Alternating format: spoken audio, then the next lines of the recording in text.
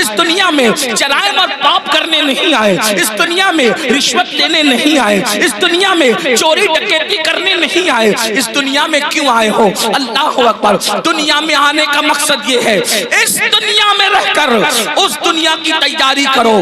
کون سی دنیا؟ جس کے بارے میں قرآن کہتا ہے وَالْآخِرَةُ خَيْرٌ وَأَبْقَىٰ، کہ یہ دنیا سے آخرت بہتر ہے۔ اس بہتر دنیا کی تیاری کرو جس کو آخرت کہتے ہیں، اس بہتر کی تیاری کرو جو کبھی ختم ہونے والی نہیں ہے۔ اللہ پاک نے دو ذمہ داریاں ہر مومن کو عطا کی ہے، دو ذمہ داری ہر مومن کو عطا کی ہے۔ اب اپنی دو ذمہ داری کو سنیں اور بات مکمل کی جائے۔ قرآن دو ذمہ داری کا بیان کرتا ہے۔ اللہ پاک ارشاد فرماتا ہے یا ایھا الذین آمنوا قوا انفسکم واہلیکم نارا، اے ایمان والو اپنے آپ کو اور اپنی اولاد کو جہنم کی اس آگ سے بچاؤ جس کا ایندھن انسان اور پتھر ہے۔ اللہ اکبر، اللہ اللہ۔ قرآن کیا کہہ رہا ہے؟ اب میرے بھائیوں کی اور بہنوں کی توجہ چاہتا ہوں۔ قرآن کہتا ہے اے ایمان والو اپنے آپ کو اور اپنی اولاد کو جہنم کی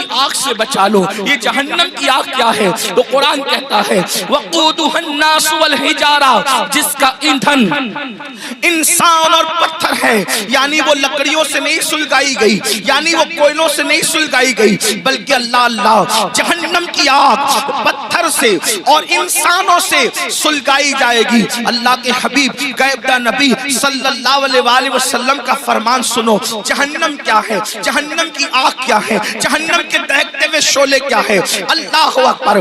ایک دن میں تین مرتبہ پیٹ بھر کے کھانے والوں اور اللہ کی نافرمانی کرنے والوں، اپنی راتوں کو بے فکری کے ساتھ گزارنے والوں، اللہ کی نافرمانی کرنے والوں، نرم نرم گدوں پہ لیٹ کر کے قبر کی رات کو بھول جانے والوں، قبر کی رات کو فراموش کر دینے والوں، کبھی سود کا دھندا کر کے، کبھی بیاج کا دھندا کر کے، کبھی اپنے پیٹ کے اندر یتیموں کا مال جہنم کی آگ کی شکل میں بھرنے والوں، ذرا توجہ کرو۔ یہ جہنم کیا ہے جس کا ذکر اللہ کے حبیب غیبدہ نبی مصطفیٰ کریم رؤوف الرحیم صلی اللہ علیہ وآلہ وسلم نے فرمایا۔ دیکھیے ہم تو آقا کا فرمان بیان کر رہے ہیں اور یہ اس نبی کا فرمان ہے جو اپنی طبیعت سے کلام نہیں کرتے، دل کے کانوں سے سننا میرے بھائیوں۔ اپنے آقا مصطفیٰ جان رحمت صادق و مصدوق صلی اللہ علیہ وآلہ وسلم فرماتے ہیں جب اللہ نے حضرت آدم کو پیدا فرمایا، پھر آدم جنت میں پیدا ہوئے، پھر آدم علیہ السلام سے لغزش معصومانہ ہوئی، لغزش پیغمبرانہ ہوئی، اور پھر آدم دنیا میں آئے 200 سال تک یا 300 سال تک روتے رہے، پھر آپ کی دعا قبول ہوئی، پھر آپ کی توبہ قبول ہوئی۔ جب دعا قبول ہوئی، توبہ قبول ہوئی، تو حضرت آدم کے لیے اللہ نے حضرت جبریل سے فرمایا جبریل جاؤ اور جا کر کے جہنم سے آگ لے کر آدم کو لے جا کر کے دے دو تاکہ آدم کھانا بنائے۔ اب یہ دنیا میں پہلی بار کھانا بن رہا ہے۔ اللہ اکبر۔ کون بنا رہا ہے کھانا؟ حضرت آدم۔ دنیا کی پہلی ڈش بن رہی ہے، دنیا کا پہلا کھانا بن رہا ہے، اور کون بنا رہا ہے؟ آدم علیہ السلام۔ اس کے لیے آگ، ابھی تک دنیا میں آگ نہیں تھی، دنیا میں آگ کا عطا پتہ نہیں تھا، بلکہ اب آگ کی ضرورت پڑی حضرت انسان کو۔ یہاں پر جو ہسٹری کے طالب علم ہیں اور تاریخ کے طالب علم ہیں ان کی توجہ چاہتا ہوں۔ اللہ اللہ، لوگ یہ کہتے ہیں انسان پہلے بندر تھا اور بندر سے ترقی کرتے کرتے وہ انسان بنا۔ یہ کون لوگ کہتے ہیں؟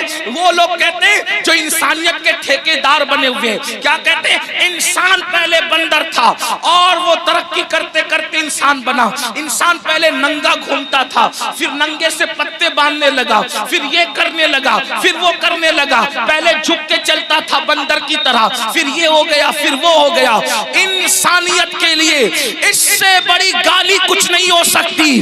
اوروں کے نزدیک نظریہ یہ ہے کہ انسان پہلے بندر تھا، ترقی کرتے کرتے انسان بنا، لیکن ہمارے نزدیک تصور انسان یہ ہے کہ سب سے پہلے اللہ نے جس انسان کو پیدا کیا وہ اتنا خوبصورت تھا کہ اس کے حسن کو دیکھ کر فرشتوں نے اس کے آگے سجدہ کیا ہے۔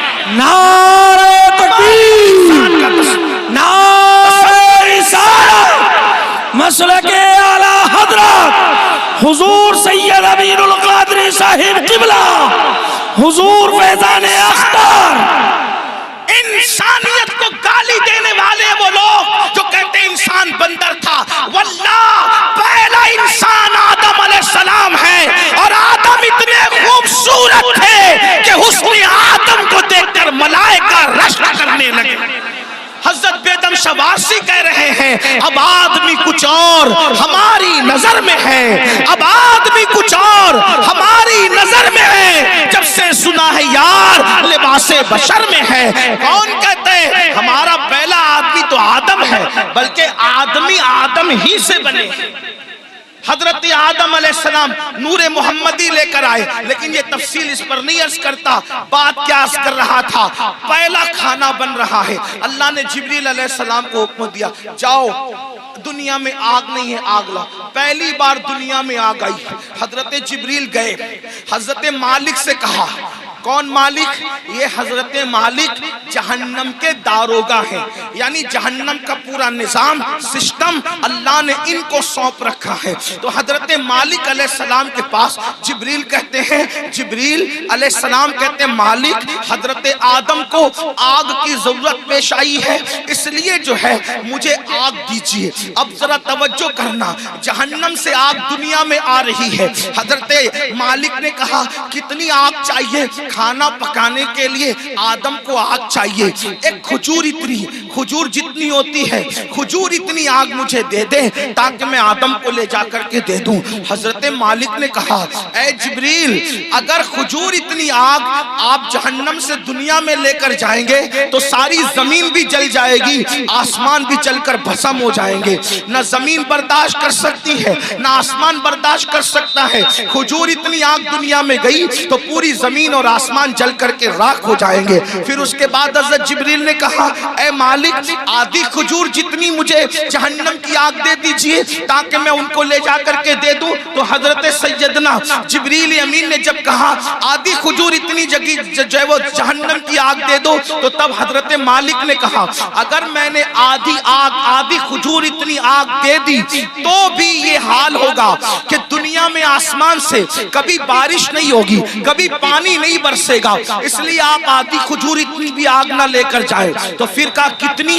تو حضرت سیدنا مالک نے کہا آپ سوئی کے ناکے اتنی یا ایک ذرہ جتنا ہوتا ہے اتنی آگ لے جائیں، وہ بھی ڈائریکٹ نہ لے جائیں۔ اب میں اپنے بھائیوں کی توجہ چاہتا ہوں، دیکھو یہ سارے عنوانات بہت غور کرنے والے ہوتے ہیں، توجہ کرنے والے ہوتے ہیں۔ میرے بھائیوں ہم آپ لوگوں کی محبتوں کا احترام کرتے ہیں، لیکن ایک بات آپ کو بتاؤں، ہمارے فوٹو اور ہماری تصویریں قیمتی نہیں ہیں، بلکہ رسول اللہ کی یہ فرامین اہم ہے جو آپ کو سنانے کے لیے بلایا جاتا ہے، اور آپ بہت اچھے سے سن رہے ہیں، لیکن تھوڑی آپ کی توجہ چاہتا ہوں۔